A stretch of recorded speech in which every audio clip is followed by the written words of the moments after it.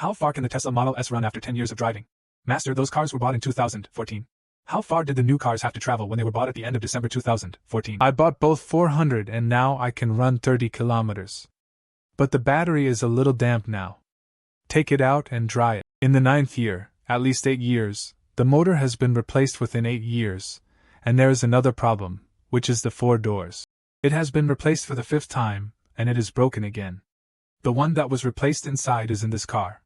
Another disadvantage is that if you don't use it for a long time, the battery will discharge itself. After it is discharged, you can't drive it. When I left it underground and had a car accident.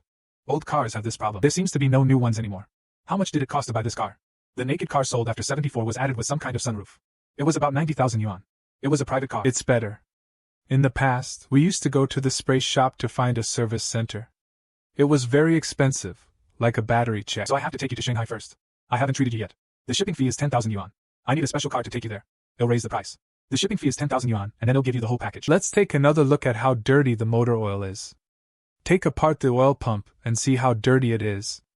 Eat it when it flows out. If the oil is black, add Tesla-specific gear oil.